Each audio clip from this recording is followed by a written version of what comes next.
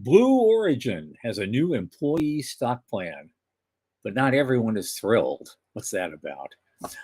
Alphabet, the parent company of Google, announced its expected haul from the SpaceX IPO. It's pretty interesting. Turion Space has raised millions and snagged the Andromeda contract while they were at it. Blue Origin is a step closer to launching from Vandenberg. Time magazine announced their list of the 100 most influential people, and one of them is one of us. NASA selected Voyager for the 7th private mission to the ISS. Amazon buys Globalstar for $11.57 billion. Kepler awarded a $30.1 million contract for the ESA Hydron optical network. And Opterus was awarded $10.2 million by NASA to engineer a solar sail propulsion system. All that and our guest, Dr. Marc Levinson. From the news desk at the Center for Space Commerce and Finance, my name is Thomas Andrew Olson, and this is The Unknown Quantity.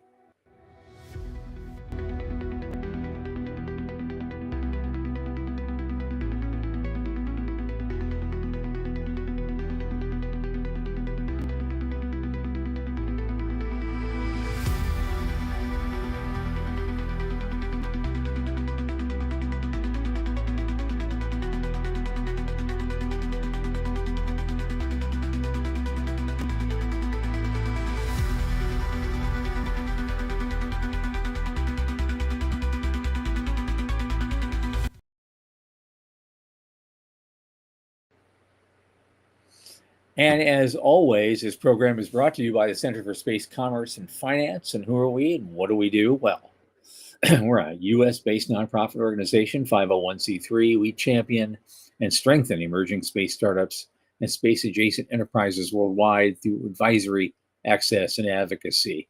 Our pitch events and world-class boot camps, among a lot of other things we do, fortify startups to be better investor-ready. Now, a lot of our work, especially this podcast, is supported by our listeners and fans like you.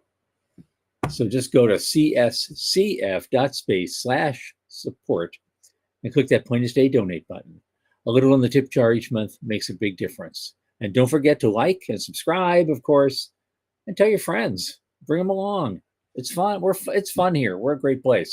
Speaking of friends, my oldest space friend, Michael Lane, who mishandled his burning sword today and scorched himself, is here with me. Michael, come on in, man. That had to hurt. Hey, how's things? Oh, it's all right. It's all right. Yeah? Yeah, other than doing infectious disease control here at the house, we're, she's not trying to figure out what's going on with, doctors in, doctors out, blood work, and, all this stuff's going on. Yikes. I'm sorry about that. Give her my best. Yep, absolutely. Right. Yeah. It's a lovely day here in Seattle. I don't get to say that very often, but it's been pretty great the last couple days. So hopefully kind of cold and flu season is starting to wind down on this side. Yeah. So jump into it. Yeah, one of the bigger space events of the world happened this week. We have nothing to show for it. There's a lot of we have a lot of friends over there. We didn't hear a peep from any of them. I guess they're having too much fun. Right. The only thing I got was a blurb in my email from Space News, and they did little 3 and 4 line things from a lot of different, stuff to go down and the only one I remember off the top of my head is they had a panel of all the guys that are doing private commercial space stations, because they were doing pushback. It was a big pushback panel because NASA's been claiming they're going to go ahead with the commercial space stations, but their program, but they're not seeing a lot of commercial demand. Okay. And all these guys and and Axiom and Voyager and Vast are all going, hey, wait a minute. Wait, our analysis. Why do you think we're spending all this money? Come on. Right. We're not giving this stuff away, right? We want to, we think there's requirements out there, demand for it. Lots of folks are trying to build various flavors of of space. Yeah, I think they really are intent because they know when ISS goes, we don't want a gap No, in whether it's commercial or not. We don't want a gap in space habitation. We've been inhabiting 25 something for like years. decades now, Keep going. and so we want to keep that going. And if the private sector has at least shown a willingness to try to, Right. pick up the Right. baton. Yeah. And so I think we need to give them their lead and All the the benefit of support. the doubt and all our hopes and see where it takes us. Yeah. Because if they do it right, it's going to be amazing. And then we move on from there. We move on to the moon like so quickly. Well, and there's a lot of them too, right? There's 6 if we're tracking it correctly. Axiom, Voyager, Blue Origins, Reef, Orbital Reef, Vast, Max. Yep. Somebody that I can't. Somebody's name I can't remember, but I know they're there. They're close personal friends of mine. and now there's 2 different groups or 3 different groups trying to build out stations on the moon also, right? So that would be something that I say came out of symposium was people are going to live and work in space. That's a thing. And yes, that needs to happen a lot because they're like 54 years late. Right. Overdue. A little bit overdue. Come on. I mean, look at me. I'm a wreck. Look at me. I've been waiting all these years. My God. My God. Okay. Well, gosh. And the faithful are coming in. They're coming in. Veronica, you're hi. Hey. Welcome, my dear. Glad to see you. And we'll all see. right. Because we have a great guest. We have a great guest. Let's just move right along. I would not say that most of this news today is all that interesting. I mean, right. So we can get through it quickly. Yeah. In fact, there's a couple things you sent me. No, we're not gonna have time for this. Right. So out it went. But the interesting thing is kind of funny. It's Blue Origin just announced a new employee stock plan. But not everyone is happy about this for some reason. They're trying to, Ars Technica is trying to review the material and connect with employees. And some of the early reviews are not positive, with one employee going so far as to describe the plan as pure effing trash. Right. Yeah, it's, and I guess it's not hard to see why some folks feel gun shy or disillusioned, because the previous stock plan, which ended up being essentially worthless, fostered this lack of trust. Now they're looking at the new one, and it says it has a more serious intent, and it's set up in a manner similar to other stock option plans in the industry. But he's trying to right the wrongs. It could be a vehicle for that, but so they're revamping the program, and not everybody, everybody's skeptical. But the good news is a lot of people feel strongly about the company and its mission at Blue Origin. Yeah. But they also have, it's basically FOMO, fear of missing out, when it comes to life-changing wealth being accrued by their peers. Right. Like they're looking companies across the street at SpaceX, and a lot of Blue employees are former SpaceX employees where they went there, they did the work on the SpaceX anvil, and it was hard. It's a hard place to be. And then they were like, all right, I would like a life and a family and live happily ever after and still do space. And so they came to Blue. That is a common story. But Blue doesn't really have the same kind of profit motive, right? It is structured entirely differently. It is funded entirely differently. And Bezos is in no hurry to cash in. So he's driving that bus. Right. And so in fact, one of the interesting things is that they're saying in the new plan that vested stock options can only be exercised following a qualifying liquidity event. That's pretty typical language, but where is that going to happen? How is that going to happen? There's qualifying liquidity events can include IPOs, a sale, a merger, a qualifying external funding round, and company-sponsored tender offers. again, where is that going to come from? Yeah. Yeah. When Blue was started, Bezos was in the top 5 wealthiest people in the world. Clearly, SpaceX has kind of pushed him out of that list, but By a big margin. yeah, by a big margin. Yeah, I would be a little unhappy with this. Pure fucking trash. That's. I think that's the quote of the week as far as I'm concerned. Mm-hmm. Yeah. Yeah. And look who's come in since we started talking about this. Joe Pastrito is here. This is great. I don't get to see him as much. It's great to see you, Joe.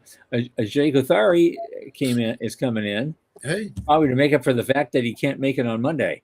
And so I'm going to give him a hard time. Right. I love you, man. Thanks for being here. Although Joe is telling us that LinkedIn is stuck, but YouTube is working. That happened a couple weeks ago too. We'll look into that. Thanks, Joe. We didn't know that. Thank you. Yeah, a lot of our folks are coming in from YouTube now, so it's yeah. Anyway, I'll just go through the next one really quickly just to get past it, because finally Google's SpaceX stake was revealed for the first time, and they have a 6.11 stake in SpaceX. Disclosed to Alaska regulations. The stake diluted to approximately 5% post-merger with XAI is valued at $100 billion, based on a true trillion valuation. Yikes. So, yikes! Yeah, good for Google.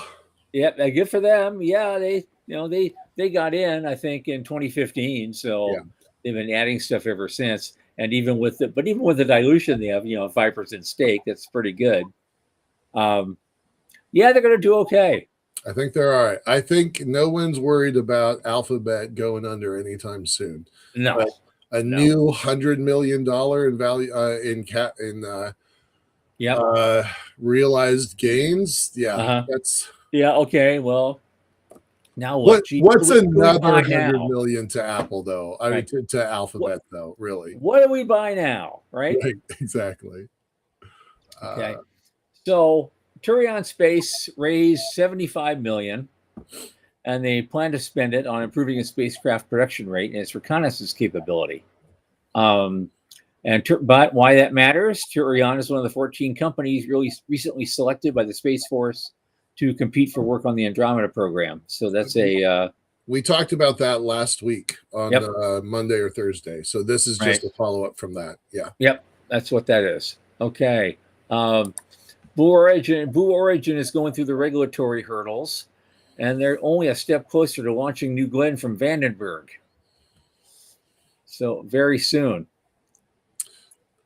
I think that is probably a pretty big deal. Yes. I don't want to skip over this one too much. Having a second location on the West Coast, SpaceX has been launching out of there for a while. A couple other folks have been trying, but they're building a greenfield development specifically for Blue, and that's the kind of thing. That's the kind of competitive signal we want to see in the industry. Because it can't always be the SpaceX story. So I'm really pleased by this. I think that's. And so it gave the company permission for construction and future launch operations at Launch Complex 14 at Vandenberg. So that's going to be huge. Yeah, that's going to be huge. It's a critical milestone for the Vandenberg spaceport for them. So yeah, and it's taking the next step to further develop heavy and super heavy launch capabilities at Complex 14. So that's what we want. That's what we want. It's what everybody wants. Well, and that's the only way to increase cadence, because as we've talked many times before, Florida is running out of room. So the only way that Blue can increase our cadence, that anybody can increase cadence, is we need to build out an expanded East Coast, West Coast launch facilities. And it still underscores that big problem with all those, how many hundreds of millions or billions were spent developing spaceports for horizontal launch. Right? Yeah. That Yeah. feels like a bad idea And 25 now years in later. hindsight, yeah, 20 years later, oops. Yep. Yep. That's not easy to re-engineer.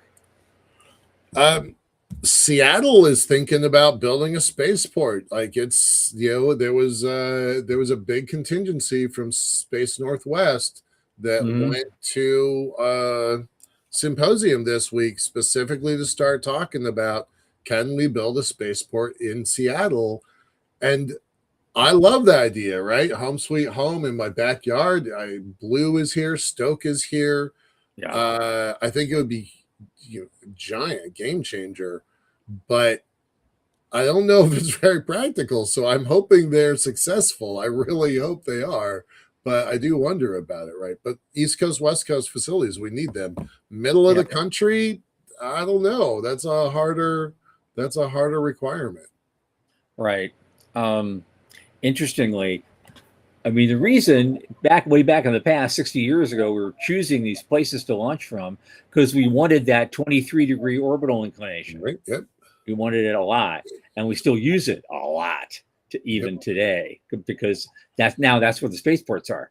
So I don't know what if you could, because probably the most optimum inclination from the northwest would be some other number I can't even fathom. It's polar orbit or nothing. It could be polar, but also because the Russians launch out of Kazakhstan or someplace, and they go to 57 degrees inclination, which where the ISS happens to be, for the Russians. And so it's okay. What other inclinations are great for us, and how can we use them, and what is the economics of it? I guess is the question. So there's that going. Very quick one. Time Magazine, only in April, they didn't wait till the end of the year. They published a list of the 100 most influential people in America for 2026. And guess who? Win Shotwell, one of us. Hoorah. Yeah, exactly right. I love her. And Ariana wrote it herself. No, Ariana Huffington wrote it. Like that's a pretty. Ariana Huffington wrote it herself. Yeah, the Post wrote that article. She's great. I met her just one time. Gosh, it had to have been 15 years ago, and the line out the door. Let's see. It would have been University of Illinois Champaign-Urbana campus. The SED, Students for Exploration and Development of Space, held their annual Space Vision event, which is a super fun event. Shout out to SEDS. It's always in November. It's a really great show. And it's a great event. And she's there, and she's not all that well known yet. Not really. They haven't really hit their stride.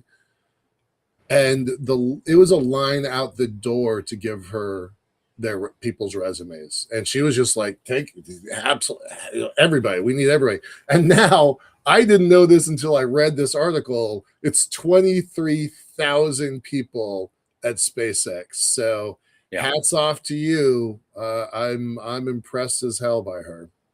Yep, absolutely. Good for her. Yeah. And I hope I see her at a conference again this year. I just want to say hi. We haven't caught up in a while. So Reed Weissman, Commander Weissman from Artemis also made the list, but he's not a commercial space guy. He's a NASA guy. But still, it was great to get him up there too. Absolutely. Okay, last spaceport. We still have like 6-8 minutes. Okay, next up, NASA selects Voyager for the 7th private mission to the space station. They're starting to NASA's starting to love these private astronaut missions. I guess they're really accelerating the growth of a lot of new ideas and industries and tech that strengthens our presence in LEO. Sid Isaacman. And we've got 3 providers now selected for private missions. NASA's doing everything we can to send more astronauts to space and ignite the orbital economy. And this is Voyager's first selection. for a private astronaut mission. So this will be interesting for them. Yeah, we love these guys. We were, I won't say we were in the room when Mamber said, we should send out little CubeSats on the ISS, which is the beginning of nanoracks, and nanoracks just grew and grew and grew and grew and grew and grew and grew and became a publicly traded company at Voyager. So it's really kind of remarkable to see that 15-year voyage. I'm going to use that on purpose. The 15-year voyage from where they were at a Space Frontier Foundation meeting all the way to the New York Stock Exchange to living the dream that they want of building out their own private space station, because they outgrew the International Space Station. So so remarkable this journey. Yeah. Okay. Google won't even notice. It's true though. Yeah. I saw some of I'm just going to put Joe's comment up on the screen for a second. Going back to the comment about a new $100 billion. They've got 126 on hand right now, so we'll just add to that war chest. Good for them. Yep. Next thing here's the big one. Amazon. Wait a second. Hold on. I didn't know this about Veronica. She worked with nanoracks on the last 2 space missions. I didn't know that, Veronica. Thanks for that little detail. The last 2 shuttle missions. I'd love to talk to you about that some more. Yeah. Good for you. Good for them. Good for everybody. Right. I remember that last one. I was in touch with her a lot during that very last one. Yeah. So heard from me a lot of insider video and stuff. It was nice. That was cool. Anyway, Amazon is buying Globalstar, $11.57 billion, because they are very, very desirous of taking on Starlink. They think with Globalstar they can actually do more and charge less. So, what do you think of this deal? Do you have any thoughts on it? Because they're only getting 24 satellites, and that's Globalstar's 24 satellites, and Amazon has only 200. Is this a spectrum deal? Is this a locations deal?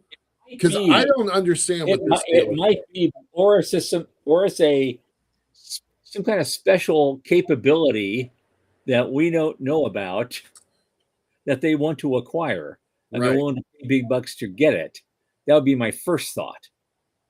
Because usually a deal like that, that's how it works. They have when was it Northrop Grumman bought Orbital ATK?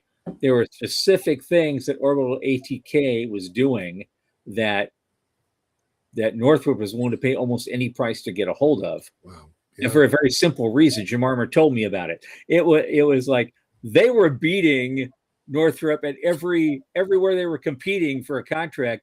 They were beating Northrop handily and undercutting them. And one of the big reasons they acquired those guys was to find out how they did it.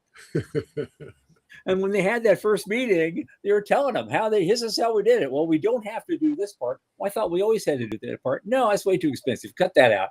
And they went down a list of things that they just would not do that everyone else in the industry was doing. Okay. And that's what put them over the edge every time. Yeah, but I wouldn't put. Well, of course you have to do that and this and this. No, you don't. I wouldn't put Globalstar in that super innovative category. I don't know. I mean, I don't know if it's for the Apple contract. I cannot figure out what this deal is for. Well, unless they're doing stuff off the books for DARPA that they're going to declassify and commercialize any day now. that's not an Amazon core business. I don't Right. I don't understand it. I'm just going to say it. A nearly $12 billion deal that to me doesn't, we don't have enough information and I can't reconcile Well, it. this is an important idea though. Joe Pastretto just piped up. Yeah, And it's about spectrum, not the number of Spectrum. satellites. That's what I was SpaceX paid $17 billion for EchoStar just to get the spectrum. Okay, that's the answer then. Yeah. Okay. Yay, Joe. Okay. Thank you. Thanks, Joe. Perfect. Appreciate that. Perfect. Yeah, because the satellites didn't make any sense, and I did say spectrum and location, but I didn't think that's a pretty big premium for me as an outsider. So I was surprised by that. Thanks, Joe. Appreciate that. That helps me understand. Okay. Next up, Kepler was awarded a $30.1 million prime contract for the European Space Agency Hydron, and the last three letters are capitalized, optical network. So they're cementing their role in ESA's high throughput broadband architecture, and they're going to be the prime contractor for Hydron Element 3. They're supposed to deliver a hosted payload mission designed to validate the interoperability of several optical communication terminals in orbit. So nothing easy. Nope. Nope. We've talked a lot about how lasercom is the near future. It's not here right now. Very, very limited capabilities right now, but throughput is the key to space, is one of the keys to space. Absolutely. I don't know which one of the Artemis astronauts said it, but they were all marveling at just how much bandwidth they had and how much throughput they could do. So it was cool. That kind of capability, we all want it. We all want to see that. Sure. Yep. Okay, and finally, Opterus was awarded a $10.2 million NASA contract to engineer a solar sail propulsion system. This is through an SBIR Phase 3 contract to provide structural deployment for their next solar sail spacecraft. And they're developing a system to deploy and control, keyword, a 1,600 square meter sail, roughly the size of a hockey rink. The 30-meter composite booms and integrated mechanisms, and delivery is planned for early 2028, so just under 2 years away. Nice. They're using something called a trussed collapsible tubular mast technology, a lightweight composite boom. They're designed to remain stiff and thermally stable after being tightly coiled for launch, then autonomously spool out in X-shaped configuration to support the sail. So they've done this at much smaller levels. They deployed in 80. They deployed a similar thing on 7-meter booms. So it's an 80 square meter thing. So this is going to be huge, and best of luck to them. Right, for sure. Okay. All right. But that's all I got for All right. the news today. Listen, that's the stuff that stood out. There's always 200 different items you can look at, but we stand at the intersection of space and money, so that limits the stuff of interest to us and our listeners by a significant amount. But we always find something. Even blind squirrels like us will find nuts on occasion. And on that note, let's bring in tonight's guest. He hasn't been here in a while. It's been, about a year? Mm-hmm. Something like that. Okay. Our guest tonight is Dr. Marc Levinson. He's the author of The Box, which is the book on the history and future, maybe, of the shipping container. And the last time he was on, he's not a space guy. He admits it. But it created such a firestorm of ideas that were floating around in the ether there for a month or two after this thing. I thought we'd bring him back for a redo and bring some folks in and see what they have to say about all this, because I think we're serious now. There's big money coming in. We're serious now about a circular economy, and you're going to need something like that engineered to move massive amounts of material Yeah. to the moon. So, Dr. Levinson, please come on in, man. Welcome back, sir. It's good to be back with you. I'm not quite sure how I fit into the blind squirrel part of this discussion, but not you. Us. A lot of other folks we know, but not you. Okay. Since you were here last, you talked. Well, I want you to just reacquaint. It's been about a year, so let's reacquaint our audience with you. If you give me like a 1-minute synopsis of who you are and how you got where you are and why you do what you do. What gets you up in the morning? Sure. I'm an economist and historian. I have an interest in international trade and economics and transportation, and have written books on all these things. The book that I think is of particular interest here is a book I wrote originally back in 2006 and have since updated and may well update again pretty soon, about the creation of the shipping container, which is something that was regarded as a really pretty modest, pretty simple innovation. I mean, we've all seen what a shipping container looks like, and it's not all that interesting. But it turns out to have a very interesting story from developing from a concept to a profitable business, and something that's really, really changed the way the world works. I first discovered your book 5 years ago when everybody was in lockdown and they were having a couple online conferences, and it was from folks that were kind of pioneers in the brand new Space Force. Space Force was just, not even 6 months old. And they were talking about this book. It was floating around those kind of inner circles. And I'm like, what's the point of this? Okay, all right. But I read the synopsis. I immediately got the applications. I got the book a couple days later, wolfed it down, and my little squirrel brain was like, oh, I see all of the implications of this. So I'd like you to start with that a little bit and just go into the history of it. I don't want to go details because I actually have other stuff I want to talk to you about, but give us a little bit of the history, and so we can apply it to the space sector. Like, what were the earliest days of containerization, standardization? What did that look like? They were pretty bumpy. Sure. The idea that it's more efficient to put freight into a big box rather than handling millions of individual items is a really old one. It goes back to the 1700s. It's not a new concept. You had, during the 1920s, 1930s, you had railroads in the United States and in Europe using containers. You had some ship lines trying to use containers. The containers came in lots of different shapes and sizes. They were deliberately designed so that one container couldn't travel on another company's infrastructure.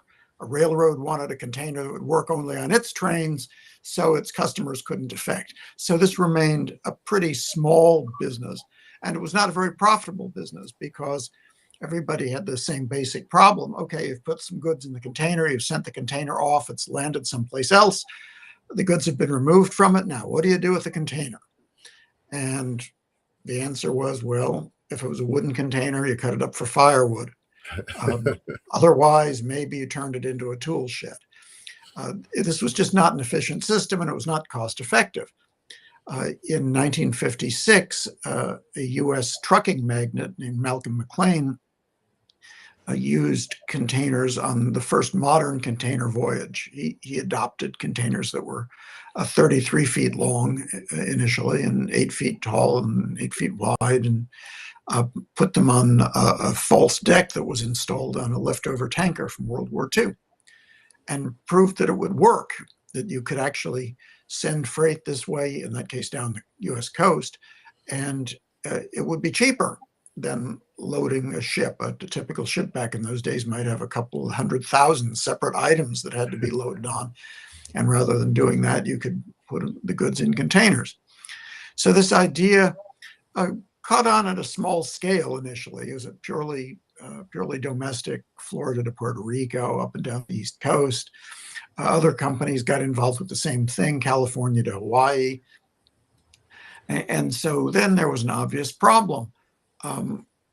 Every company that was interested in it, and we're talking mostly ship lines here, was developing a container which fit its own needs best. Right. And that wasn't necessarily what fit other companies' needs best. And so it was really the US standardization within a vertical ecosystem, right? Yeah. And here, so standardization came really at the behest of the U.S. Navy. Okay, the federal government funded ship construction, and part of the deal was that in the event of a military need, the Navy had a right to commandeer the ships and put them to use supplying the military. And the Navy rightly asked a basic question: suppose we actually have a war, suppose we get those ships, and some of them handle 17-foot long containers, and some of them handle 24-foot long containers, and some of them handle 35-foot long containers. How do we fight a war like that? Right. And the Navy essentially said to the maritime industry and to the railroad industry, we need a standard here. We're not going to tell you what it is, but you guys ought to get together and develop some standards. If you can't do it, we'll do it for you, but we'd rather you do it yourself. And that happened in the United States in the late 50s and early 60s, and then internationally through the International Organization for Standardization. And you think of the container as a pretty simple device. Okay, so it's a box of aluminum, but well, so should the doors be at the rear end? Should they be on the side? Should there be slots at the bottom so a container can be lifted by a forklift? How thick should the walls be? How many internal supports should there be so that containers could be stacked? There are a million little aspects to the container that only geeks and engineers are really interested in. Right. But all of those things had to be harmonized to get to the point that we reached in the late 60s, where you could put your goods in a container in any factory anywhere in the world and be pretty confident that that container could be handled at a port, could fit on any container ship, and could be handled at the port of arrival. Right. And so basically that's what transformed the container from just a simple box into an idea that had a really significant impact on the world economy. Okay.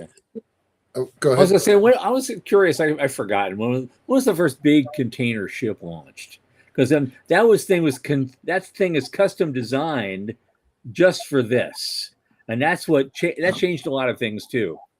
Well, the ships grew. The first container ship handled 58 boxes that were 33 feet long. So that's about 50 Stanton 40-foot containers roughly. So it's pretty small, right? And people were not experienced in this technology. The economics of it were not understood. And there were not customers lining up waiting to use containers. So this this industry grew slowly as initially it was leftover World War II ships, because there were a lot of those around in the 1950s.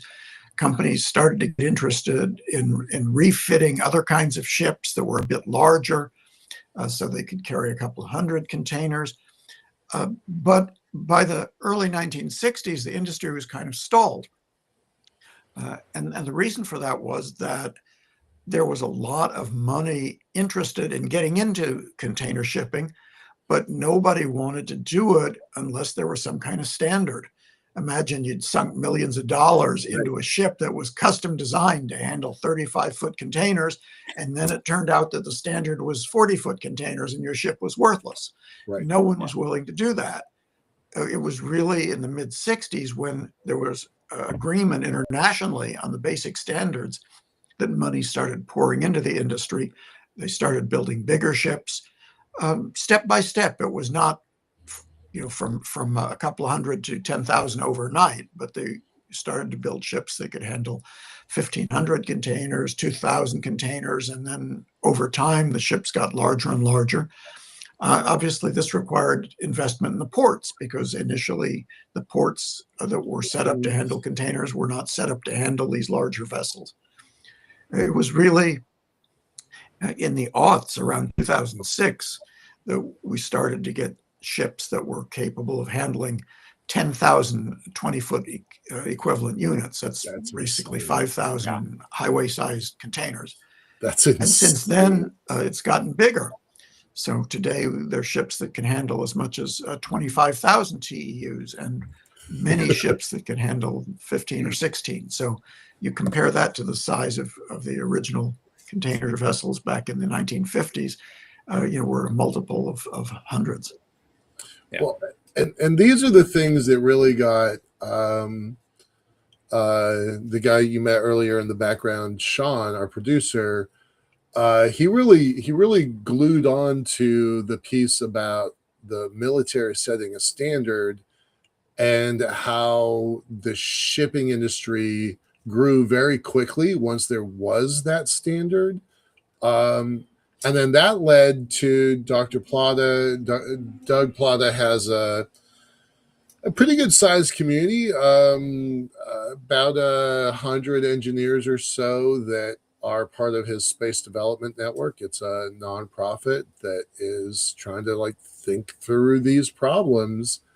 And then as a result of you being on the show last year, we spent the next probably 2 months trying to identify what's an easy thing that could be standardized, somewhat quickly. And they presented a paper on it to the International Space Development Conference. And we've seen in the last year, Aerospace Corp. Aerospace is a giant think tank. It's a think tank that the Air Force and Space Force and NASA and NOAA all use. They have 1,100 PhDs in that think tank. It's a big organization that does really cutting edge work, and they have invented a flat pack satellite. I jokingly refer to it as an IKEA sat, because they're trying to figure out, we've got a rocket fairing that is cylindrical, so that makes it's not a box anymore, so that automatically makes it challenging. You can't change that. You're not flying a box, so it's going to be a cylinder. But within that, what can you do? And so what they've done is they've built what they're calling disk sats, flat sats that are one on top of each other, as a way of harmonizing the system, and then they're just spitting them out as a Pez dispenser when they get to the top. So that was a pretty big deal, and that just happened this year. That's a new thing, and that's not because of our show, and it's not because of Doug Plata's team. It's just that I think that the world is starting to get really interested in this idea of standardization and containerization. So yeah, in a way, your ideas are starting to kind of get tested in the real world. So that's really exciting to me. The military's role in this was very interesting, because they took the view that this was something the government couldn't actually do itself. It was not really qualified to decide what the standard should be. It should really just put the pressure on the private sector guys. And so what you had was essentially engineers from all the ship lines, from all the railroads, from the container manufacturers, from some trucking companies. These guys all sat around the table in smoky conference rooms for years on end. And you can imagine that the discussions to an outsider would have been a bit on the boring side. I mean, do you really care how thick the end walls of a container ought to be? Right. But that worked. Okay, that pressure from the military worked, because people knew that they had to come up with some result, some conclusion. Right now, there's a much more difficult situation in the shipping industry. There's a lot of interest in what's known within the industry as digitalization. And the idea of digitalization is that you adopt standards for the flow of information through a supply chain. Oh, Okay. So here, at least in theory, the idea is that there's a constant flow of information from the time a product leaves a factory through the yeah. transport chain to the port to the on board the ship at the other end of the voyage when it's unloaded and taken off to a distribution center. And so anyone would have access to real-time information about where their goods are and what the temperature of their goods is and anything else. Yeah. And these efforts, digitalization, have moved pretty slowly because there's not this external pressure. There are a lot more players than there used to be. I mean, more countries involved, more companies involved, and there are a lot more, shall we say, trade secrets.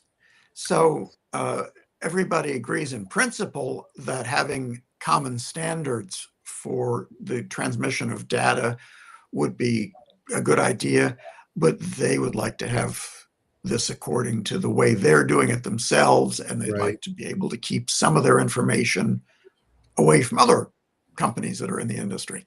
So it's been start and stop. Some aspects have gone forward, some have not. But again, it's when you get down to the nuts and bolts. I guess nuts and bolts is a bad metaphor here to talk about digitization. But think about things like, what does it mean to say that a ship has arrived in port? Well, it turns out that different ship lines have different definitions for when the ship has arrived in port. And so it's hard to have a standard until everyone's agreed on what arrival of a ship in port means. Yeah. Wow. And multiply that by 10,000 different factors, and you can see some of the complexity. Is that different per shipping line per port? Because that adds up pretty fast. Some ports have developed their own data management systems that may not speak very well to those at other ports. The ship lines share information, but not necessarily as much as some people might like. And so things are not necessarily seamless.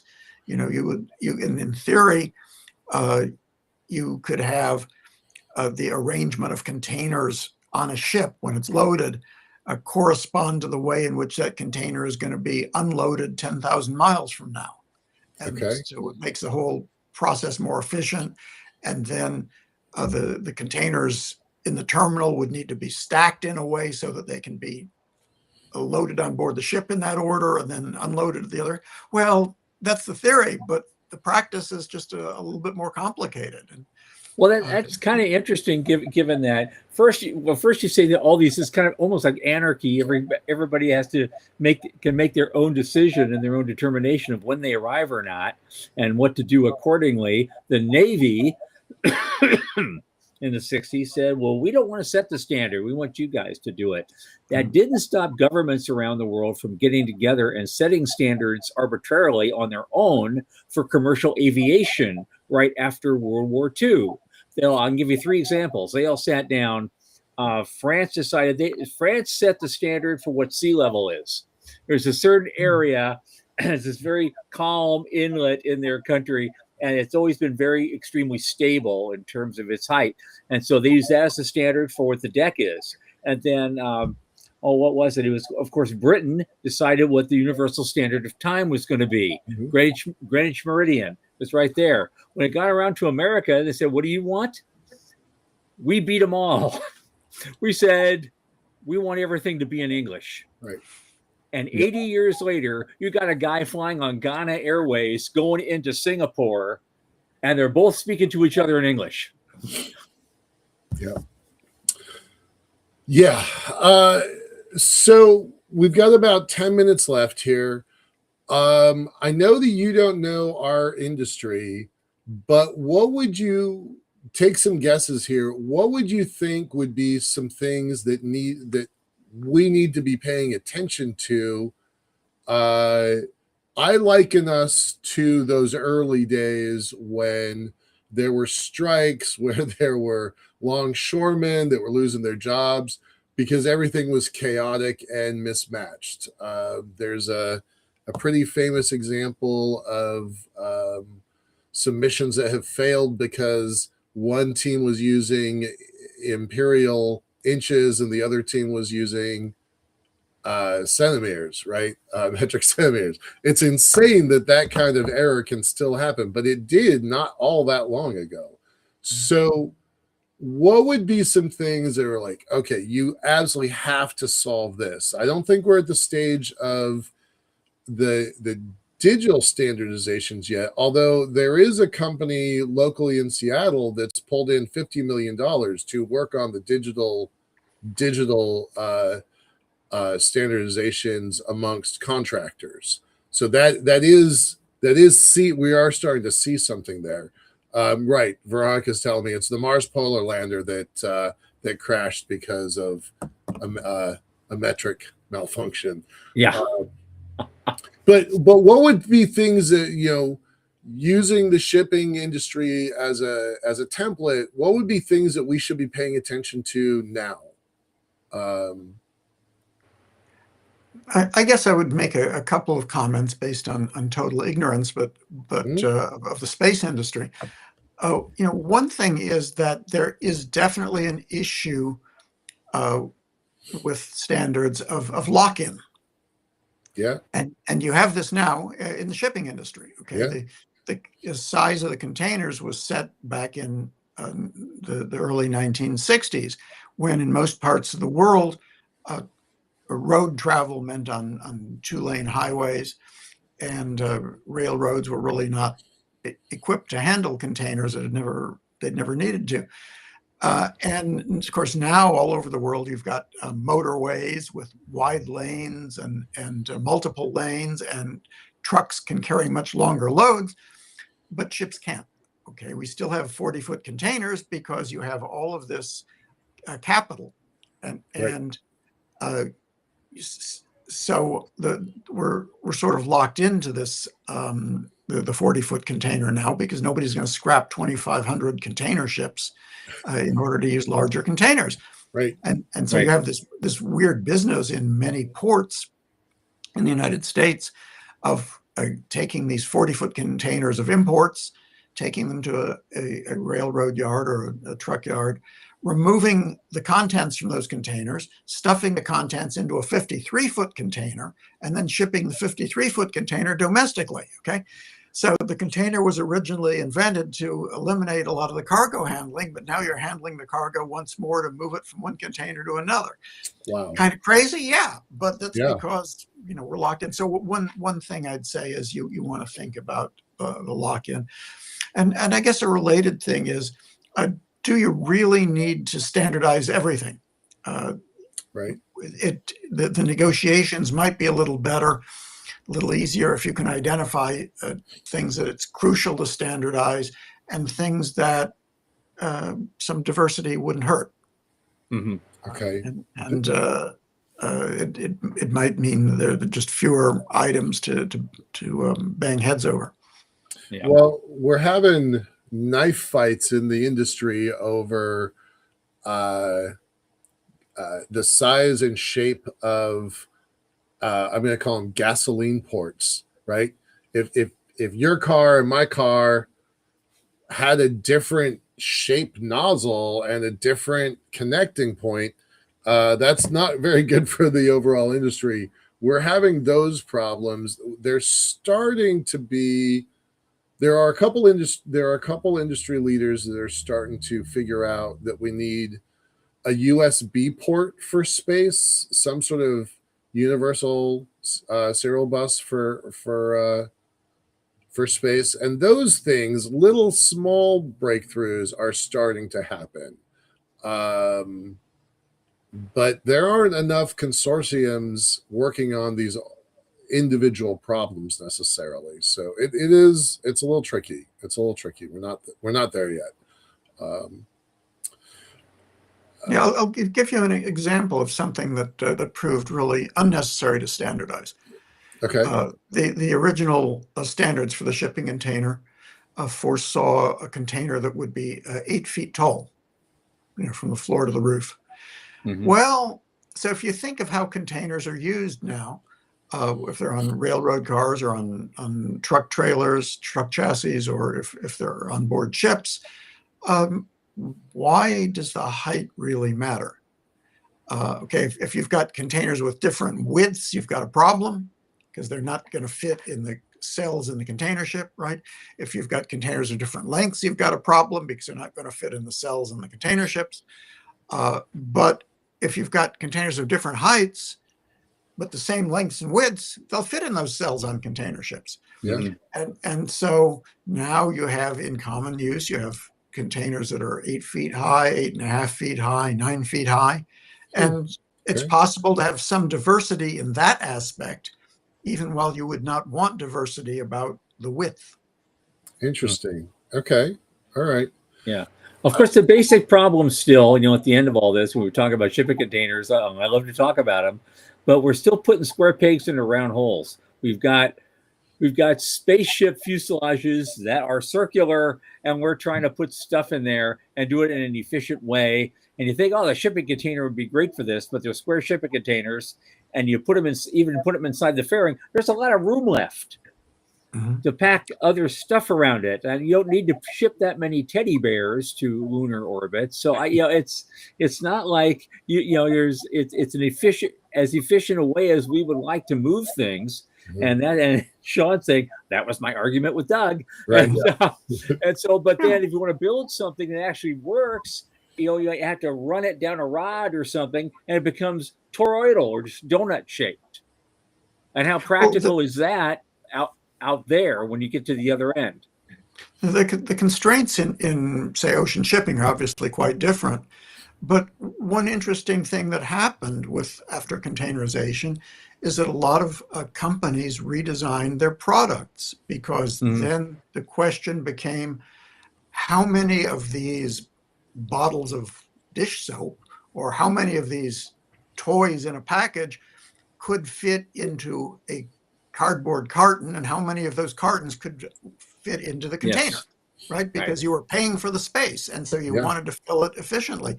And so that issue kind of got resolved simply by the economics of it, that the individual shippers had an incentive to reshape their products to make the best use of the container. Cool. Very that makes cool. sense. Yeah. We only have 3 minutes left. I wanted just a quick question about financing. At what point does standardization help with industrial finance, right? I mean, this is a show about money and space. So at what point was that technology financeable? Well, the technology has changed over time, and different parts of it are financeable in different ways. Commercial lending commercial lending for ships has really not been, has been much less extensive in recent years, because there's a lot of government subsidy involved in shipbuilding and ship mortgages. On the other hand, a lot of container ownership now is in the hands of specialist finance companies. In aviation, many airplanes are owned by leasing companies. Well, many containers are owned by container leasing companies, and they arrange their financing and frankly, this is in some ways it's a problem for certain things. There's a lot of interest, for example, in having technology embedded into containers, smart containers as they call it. Well, most containers are rented by the shipper for a period of time, maybe for a single trip across the Atlantic or the Pacific, maybe for 3 months or maybe for 6 months. And so you've got some technology on the container. It costs more. I'm shipping a low value product. I don't want to pay extra for that technology. So now if you're owning the leasing company, you've got this fleet of containers, and some of them are not going to be appealing to me because you're going to want to charge a rent that's high enough to cover all the technology installed in the container, and I don't want to pay for it. Whereas other customers may want more technology in the container. Right. So it can complicate things. Fun, very fun industry. I think we have a lot to learn from it. You said you're going to be, you might update your book. If you do, we'd like to be involved with that. For sure. Absolutely. And on that, Dr. Marc Levinson, author of The Box and all the iterations that will come from that, a guy, an unknown inspiration for 100 space geeks around the world, trying to take that concept that you know so much about and convert it to something absolutely useful in settling the moon and maybe other places in the solar system. Marc Levinson, thank you so much for being here. I think the first time that somebody actually launches something that utilizes some of those concepts and achieves something, we're going to have you back on to talk about it. And I love to Thank give you very much. I'm very pleased to be invited. Quite an honor. Okay. Okay. On Monday, are you ready for this? The unknown quantity, if you didn't know, marks its 100th show, believe it or not. And we are doing a 90-minute special on Monday to celebrate. We've got some special guests coming in. We want to have everybody coming in. People who've been on, everybody who's been on the show before, we want them to come in. We want all our fans to come in and join the fun, and whatever tomfoolery comes out of it, we're going to have a lot of fun. It's going to be a great show. And so don't miss us this coming Monday. And for that, on that note, from the news desk at the Center for Space Commerce and Finance for Michael Lane and Sean Key, I remain Thomas Andrew Olson. Keep watching the skies.